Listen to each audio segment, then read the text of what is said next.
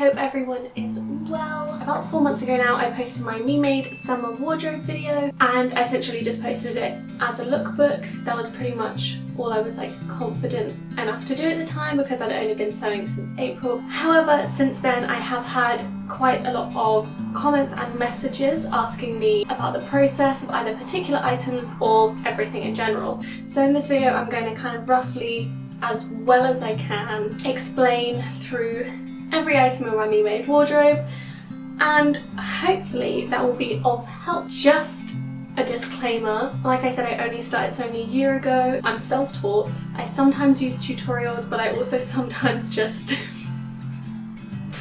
use, I guess, just intuition and prayer. But yeah, so I'm going to do my best to explain.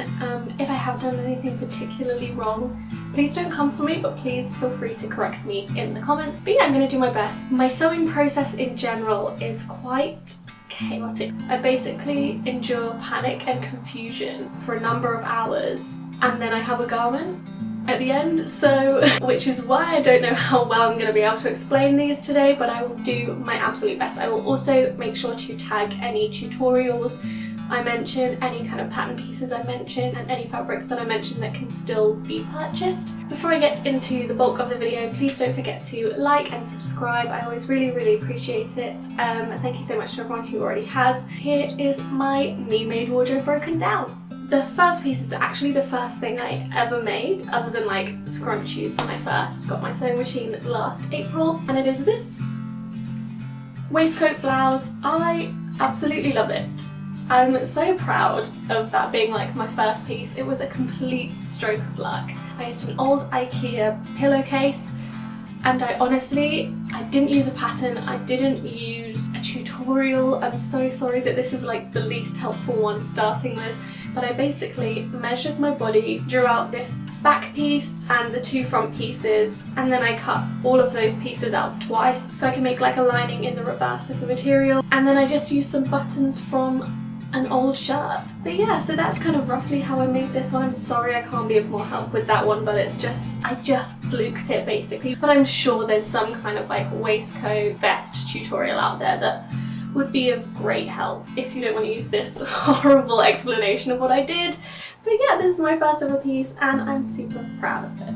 Next up, this shirt, the ruffles on it and the granddad collar give me proper prairie vibes. For this one I used an online tutorial on YouTube. I used a Jess Dang tutorial.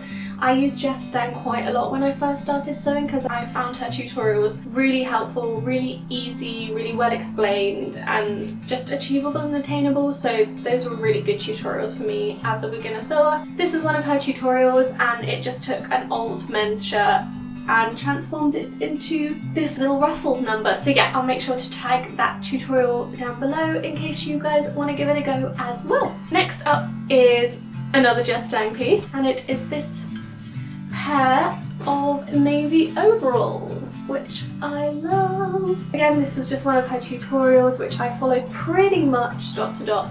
The only difference that I made for my own pair is that she did a tie strap on hers, whereas I put a button on the front bib and then two buttonholes on the strap so that I can make it slightly adjustable. And that's pretty much the only difference, otherwise I followed that tutorial pretty much exactly. And I got this pair of dungarees, which I'm super happy with. Material wise for this one, in her video she uses a linen, which I would love to use, but being somewhat strapped for cash, I basically just ordered a couple of meters of plain calico and then I hand dyed it with some navy dye. These give me full on Donna Sheridan in Mamma Mia vibes, and that's everything I want. Next up is this cord with top and shorts made from this amazing Frida Kahlo material. My mum so kindly sent me this material after she found it. I don't know if it's available anymore, but I will tag the store that she got it from below, because even if this material isn't available, that store does beautiful pieces, so I will tag them below. To make this cord, I had no idea. So for the top part of this cord, I had no idea what I wanted to do. And in the end, I basically just took the first waistcoat vest that I made and I kind of used that as my basic pattern piece. I just tapered the sides in because whereas the first piece is quite boxy, which is what I wanted then, I knew that I wanted this one slightly more fitted. For the sleeves, I think I tried about 7 different styles of sleeve and they were all horrible. I executed all of them so poorly. If I can remember correctly, I think the way I got to this like capped puffy sleeve is basically, I'm pretty sure I was trying to do like a butterfly sleeve and I did really horribly.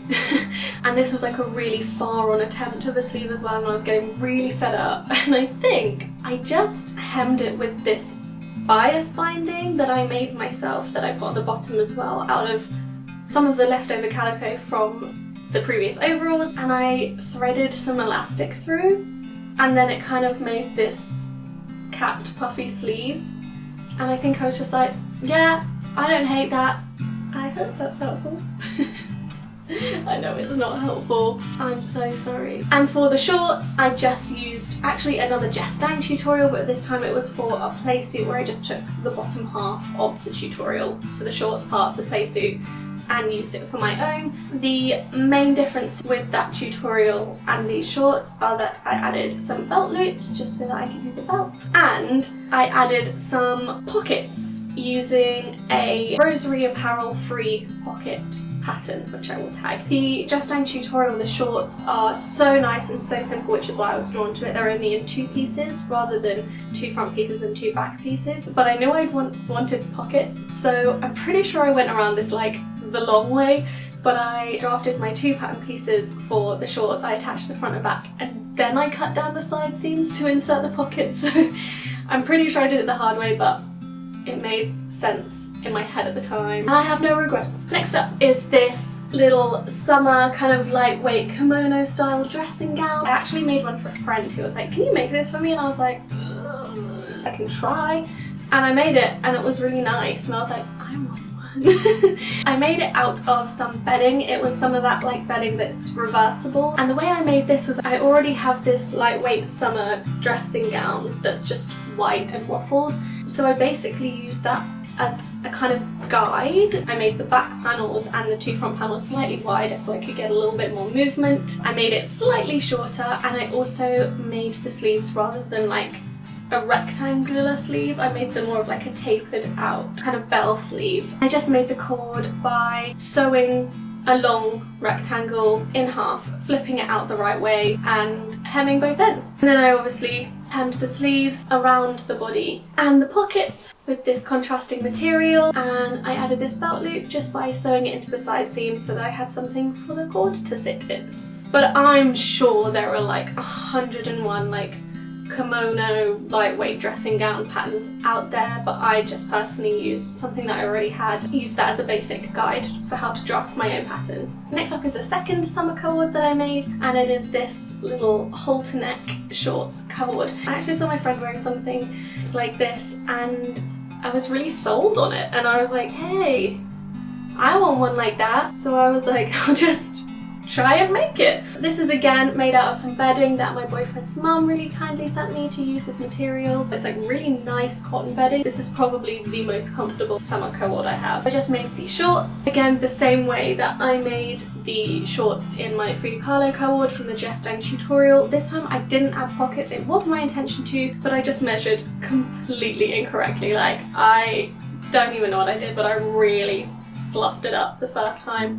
So I ended up adding these side panels to make it fit better, by which point I couldn't be arsed. They're so comfortable and they're slightly longer than the Frida Kahlo ones as well. They come to more of a mid-thigh, which is what I wanted, something very relaxed and casual, and they kind of give me like Andy Pandy vibes. And for the top, this was so easy, and that's coming from me, who manages to make the easiest of sewing tasks an ordeal. So all I did was just cut out this front piece, like this shape basically, like a triangle with a flat top and sides. That was the right measurements for me. I then cut out 2 exactly the same long rectangles that I measured to go around my back and then tie. I then just attached the 2 rectangles, one either side of the triangle, hemmed everything all the way around, and then for the top I just made sure that the hem was wide enough so that I could pass this cord through, which I made just by sewing a piece of material in half all the way down, flipping it inside out, the same as the dressing gown cord. I then passed this through, so I had a way to secure around the neck and around the back. This cord I really think is gonna do me good.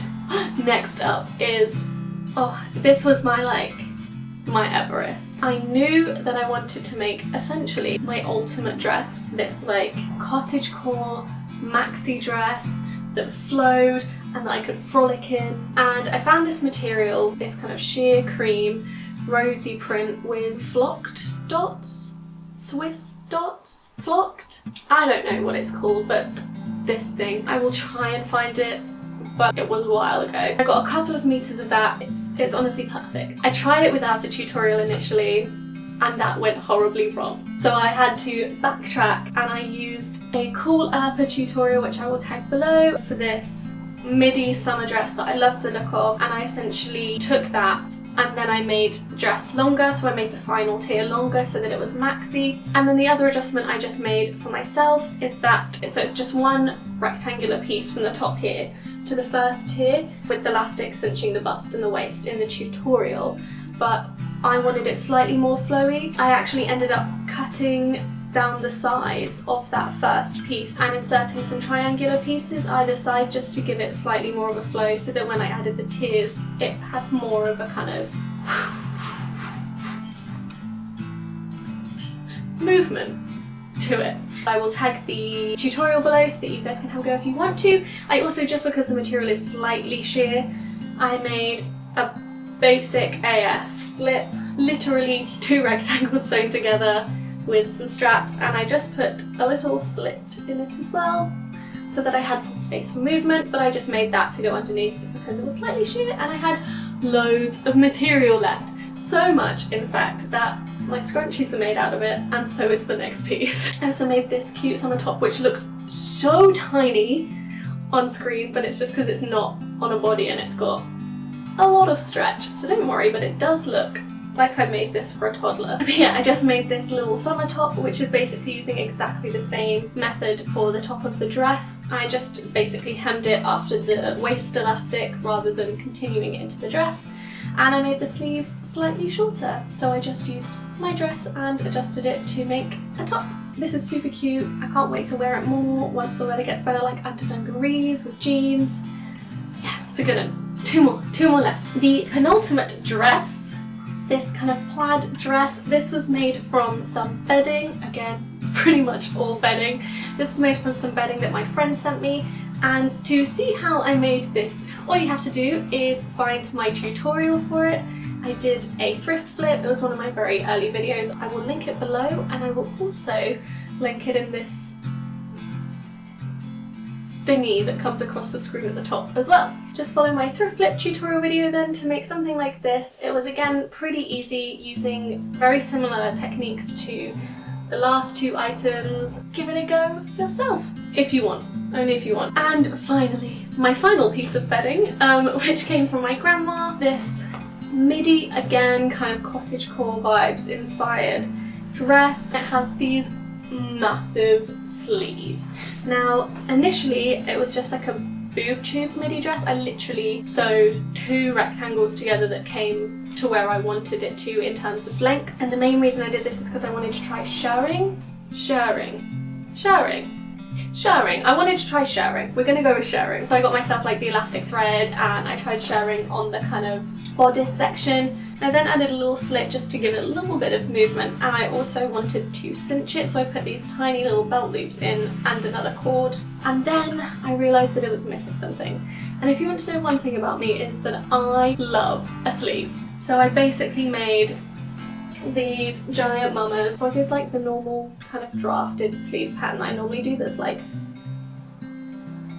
this shape, if that makes any sense, but I made it really long and really wide and then used elastic to make it kind of fit around my shoulder and the bottom. I bloody love them. They're so unnecessary. It is actually the same sleeve pattern that I use for my dress in my thrift flip tutorial if you want to see what kind of shape I use, but I just made it extra wide and extra long. So those are all my pieces. Thank you so much for watching. I'm so impressed if you watched all the way through. I hope that was helpful in some way. I'm so sorry I can't offer more like patterns that you can follow or buy, but like I said, I'm self-taught. I don't really know what I'm doing most of the time, I just kind of blag it, and this was my blagging, so I hope I managed to explain my kind of basic process a little bit. If I haven't answered anything well enough, please feel free to leave a comment below and I'll try and answer it slightly better or explain myself better. But otherwise, thank you so much and I will see you next week. Bye!